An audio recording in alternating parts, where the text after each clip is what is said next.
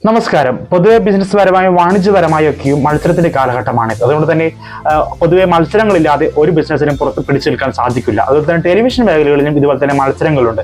Television മേഖലകളിലെ അവരുടെ point ഓരോ ആഴ്ചകളും ഓരോ ടെലിവിഷൻ നടത്തുന്ന പ്രകടനങ്ങൾ ബാർക്ക് എന്ന സ്വകാര്യ ഏജൻസിയാണ് പോയിന്റുകൾ പുറത്തുവിടുന്നത്. ബാർക്ക് എല്ലാ ആഴ്ചകളും വ്യാഴാഴ്ചകളിലാണ് ടെലിവിഷൻ ചാനലുകളുടെ റേറ്റിംഗ് നിരക്ക് പുറത്തുവിടുന്നത്.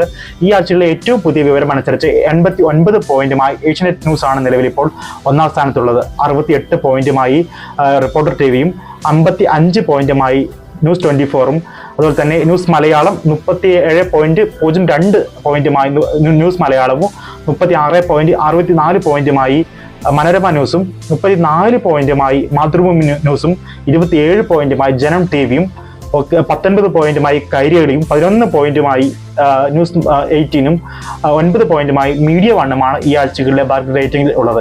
ഏറ്റവും സുപ്രധാനമായ കാര്യം ടെലിവിഷൻ പ്രേക്ഷകരുടെ എണ്ണം പൊതുവെ കുറഞ്ഞു വരുന്നു എന്ന് വേണം നമുക്ക് കണക്കാക്കാം. അതുകൊണ്ട് തന്നെയാണ് ആദ്യമൊക്കെ 100-ന് മുകളിലാണ് ബാർക്ക് പോയിന്റുകൾ വരുന്നത്. ഇപ്പോൾ അത് താഴ്ന്ന് 89, 90 എന്ന രീതിയിലേക്ക് മാറിയിരിക്കുന്നു.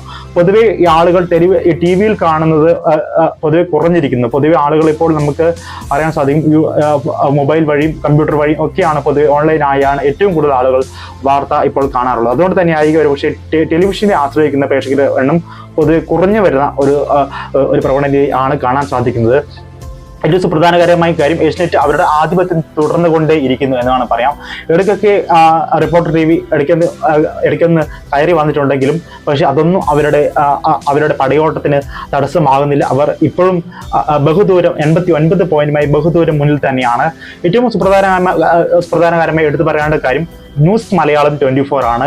ഈയിടയ്ക്കായി രൂപീകരിച്ച ചാനൽ ഇപ്പോൾ അത് 4ാം സ്ഥാനത്ത് വരെ എത്തിയിരിക്കുന്നു ആണ് പറയാം. മനോരമ ന്യൂസിനാക്കി പിന്തള്ളി 37.02 പോയിന്റുകൾ നേടിയാണ് ഈ ന്യൂസ് മലയാളം 24 ഇപ്പോൾ 4ാം സ്ഥാനത്ത് എത്തിയിരിക്കുന്നത്. ജനം ടിവിയുടെ പ്രകടനം ഇതുപോലെ തന്നെ വ്യത്യസ്തമായിക്കൊണ്ടിരിക്കുന്നത്. ജനം ടി വി ശബരിമല വിഷയ സമയത്തൊക്കെ ആദ്യമൊക്കെ ഈ സ്ത്രീ പ്രവേശന സമയത്തൊക്കെ ഏഷ്യാനെറ്റിന്റെ തൊട്ടരികിലായി എത്തിയ ചാനലാണ്. ഇതിനുശേഷം വീണ്ടും താഴോട്ട് പോകുന്ന സാഹചര്യമാണുള്ളത്. പക്ഷേ ഇപ്പോൾ ജനം ടി വി വീണ്ടും ഉണർന്നിരിക്കുന്നു. ജനം ടി വി കഴിഞ്ഞ ആഴ്ച 23 പോയിന്റ് ആണെങ്കിൽ ഇപ്പോൾ അത് 27 പോയിന്റിലേക്ക് ഉയർന്നിരിക്കുന്നു എന്ന് വേണം പറയാം.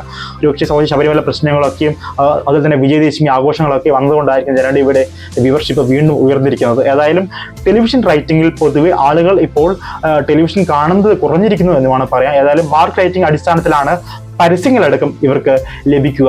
1ാം സ്ഥാനം 2ാം സ്ഥാനം ഒക്കെ രേഖപ്പെടുത്തിക്കൊണ്ടായിരിക്കും അതിൻ്റെ അടിസ്ഥാനത്തിലായിരിക്കും പരസ്യത്തിന്റെ വരുമാനം ലഭിക്കുക. ഏതായാലും ടെലിവിഷൻ പ്രേക്ഷകരുടെ എണ്ണം കുറഞ്ഞാലും ഏഷ്യാനെറ്റിന്റെ കുതിപ്പ് തടയാനാകുന്നില്ല എന്നാണ് ഏറ്റവും സുപ്രധാനകരമായ കാര്യം. അതുപോലെ തന്നെ ന്യൂസ് മലയാളവും ജനം ടിവിയും അടക്കം പ്രേക്ഷക മൂല്യത്തിൽ ഉയർന്നു വരുന്നു എന്നും പ്രത്യേകം എടുത്തു പറയാം.